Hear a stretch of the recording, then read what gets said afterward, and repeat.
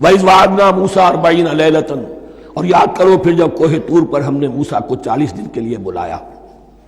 ثُمَّ اتَّخَذْتُمُ الْعِجْلَ، ان کی غیر حاضری میں تم نے بچھڑے کی پرستی شروع کر دی، اسے معبود بنا لیا. من بعدہ، اس کی غیر موجودگی میں. وَأَنْتُمْ ظَالِمُونَ، تم بہت بڑا ظلم تھا جس کا ارتکاب کیا. ان الشرک لظلم عظیم، عظیم ترین ظلم جو ہے وہ شرک ہے. اور شرک جلی کی یہ شکل کہ بچڑے کو پوج رہے. ثم عفونا عنکم من بعد ذلک، پھر ہم نے تمہیں اس کے بعد بھی معاف کیا. یہ ہمارا کرم رہا ہے، ہماری رحمت رہی. من بعد ذلک لعلکم تشکرون، تاکہ تم شکر کرو. وَإِذْ آتَيْنَا مُوسَى الْكِتَابَ وَالْفُرْقَانَ لَعَلَّكُمْ تَهْتَدُونَ، اور یاد کرو جب کہ ہم نے موسیٰ کو کتاب اور فرقان عطا فرمائی. یہ فرقان حق اور باطل کے درمیان فرق کر دینے والی چیز، اور کتاب عام طور پر جو آتا ہے وہ شریعت کے لیے آتا. شریعت بھی دی، کتاب بھی دی، اور فرقان بھی دیا.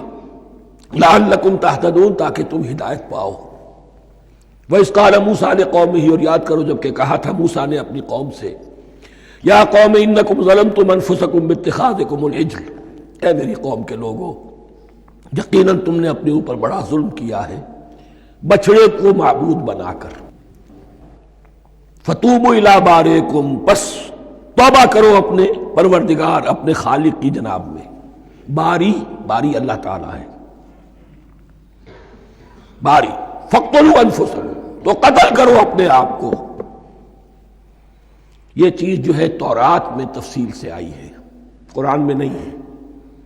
اسی اعتبار سے میں نے آپ کو بتایا تھا کہ تورات کا مطالعہ اس اعتبار سے مفید ہے کہ بہت سے واقعات کا قرآن میں ذکر ہے، اجمالاً اشارہ ہے، اس کی تفصیل کے لیے ہمیں تورات سے رجوع کرنا پڑتا ہے. ورنہ یہ کہ اس آیت کا صحیح مفہوم واضح نہیں ہوگا. فَاقْتُلُوا أَنفُسَكُمْ، اپنے آپ کو قتل کرو، کیا مانی؟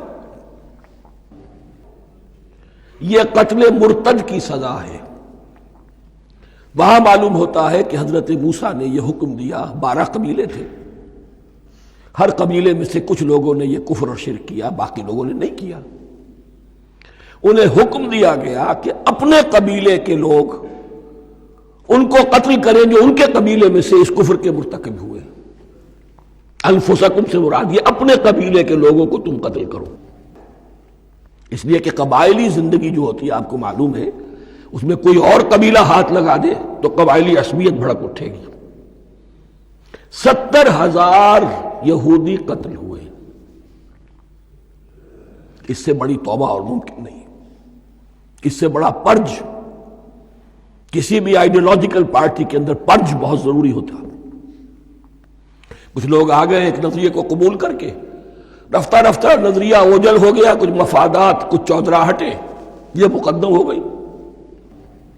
اسی سے جماعتیں خراب ہوتی ہیں، غلط راستے پہ پڑ جاتی ہیں، تحریکیں بھٹک جاتی ہیں.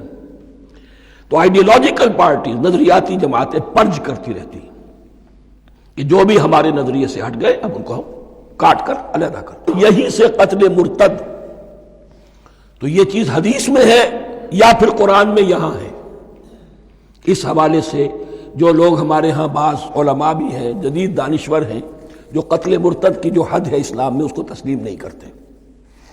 لیکن میرے نزدیک یہ شریعت موسوی کا تسلسل ہے کہ شریعت موسوی کی جس شے کو بدلا نہ گیا ہو، جس کے بارے میں صراحتاً یہ معلوم نہ ہو کہ یہ شے تبدیل کر دی گئی، تو وہ شریعت محمدی کا جز بن گئی. زنا پر رجم کا معاملہ بھی یہی ہے. قرآن مجید میں رجم کی صریح آیت کوئی موجود نہیں ہے، حدیث میں ہے. قرآن مجید میں مرتد کے قتل کے لیے کوئی آیت موجود نہیں ہے، حدیث میں ہے، سنت میں ہے. اور دونوں کی کا جو منبع ہے وہ اصل میں تورات ہے. تو اس بات کو اچھی طرح نقل کر دیجئے. یہ جگہ اکثر لوگ جو ہیں یہاں بہت سرسری طور سے گزر جاتے ہیں، یہ بہت اہم ہے. اور اس کے لیے تورات کی طرف رجوع کیجئے. 70,000، 6 لاکھ کل تھے. جب یہ مصر سے نکلے ہیں 6 لاکھ تھے. کتنے عرصے کے بعد پیننسولا پہنچے ہیں، سینائی پیننسولا میں اور طور میں کچھ اور ان کی تعداد بڑھ گئی ہوگی. لیکن یہ کہ ان میں سے 70,000 کو قتل کیا اپنے ہاتھوں سے. ہر قبیلے نے اپنے جو مرتد تھے ان کو اپنے ہاتھ سے قتل کیا.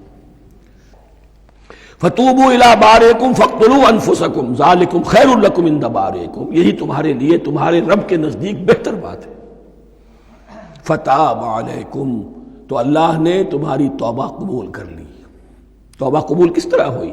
یہ تزکیہ ہوا ہے امت کا کہ ان میں سے جن لوگوں نے اتنی بڑی غلط حرکت کی ہے ان کو کاٹ کر، ذبح کر کے، ان کو قتل کر کے پھینک دیا گیا۔ انہ هو التواب الرحیم، یقیناً وہ تو ہے ہی بہت توبہ کا قبول فرمانے والا اور بہت رحم فرمانے والا۔ صدق اللہ العظیم۔